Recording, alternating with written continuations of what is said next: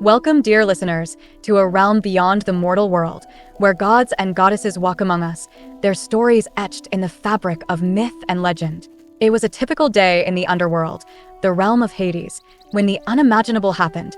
Cerberus, the fearsome three-headed hound that guarded the gates, went missing. The dark corridors echoed with the frantic shouts of shades and the flustered whispers of lesser gods. Hades, usually calm and collected, was pacing his throne room with a deep furrow in his brow. Zagreus. Hades' voice boomed, reverberating through the stone walls. Get in here now. Zagreus, the rebellious and adventurous son of Hades, hurried in, trying not to smile at his father's obvious distress. Yes, father? What's wrong? Hades glared at him, clearly not in the mood for his usual nonchalance. Cerberus is missing.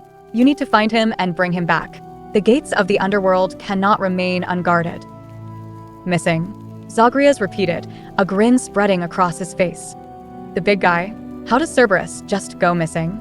That's what I need you to find out, Hades snapped. And stop smiling. This is serious. Zagreus straightened up, suppressing his amusement. All right, father. I'll find him. Any clues on where he might have gone? Hades handed him a chewed-up bone. This was found near the entrance to Elysium. Start there and work your way back. Zagreus took the bone, nodded, and set off. As he made his way through the Underworld, he couldn't help but chuckle at the thought of Cerberus, the mighty guardian, getting lost. The first stop was Elysium, the final resting place of the blessed souls. Upon entering Elysium, Zagreus was greeted by the sight of souls enjoying eternal bliss, playing, laughing, and relaxing. It was hard to imagine that somewhere in this paradise, a massive three-headed dog was causing trouble.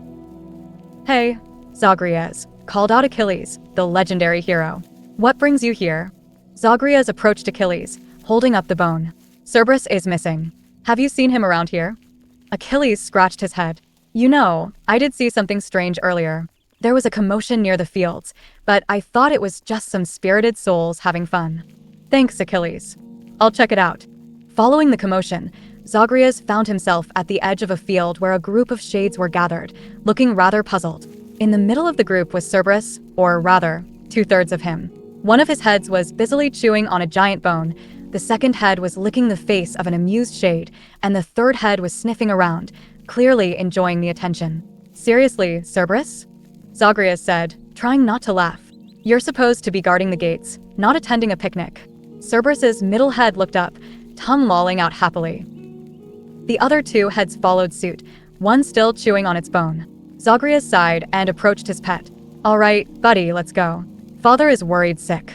Cerberus whined and reluctantly stood up, all three heads looking apologetically at the shades. They patted him goodbye, and Zagreus began to lead him back toward the gates. As they walked through Asphodel, the fiery fields that separated Elysium from the rest of the Underworld, Zagreus encountered Thanatos, the god of death. Thanatos raised an eyebrow at the sight of Cerberus. Zagreus, what are you doing with Cerberus? He decided to go on a little adventure, Zagreus explained.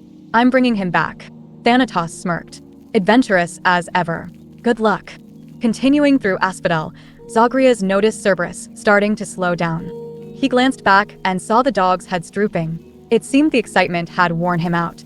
Come on, Cerberus, just a bit further.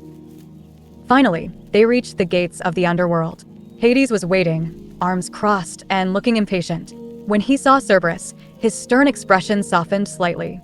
You found him, Hades said, relief evident in his voice. Good job, Zagreus.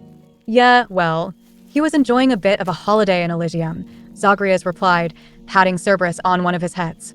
Maybe you should give him a day off every now and then. Hades sighed, shaking his head. We'll see. For now, Cerberus, back to your post. Cerberus obediently took his place by the gates, but not before giving Zagreus a grateful lick with all three tongues. As Zagreus walked away, he couldn't help but laugh at the absurdity of the day. Even in the Underworld, it seemed everyone needed a break now and then, even the fearsome guardian of the gates. Since you made it to the end of the story, please remember to like and subscribe. Thanks, and see you soon.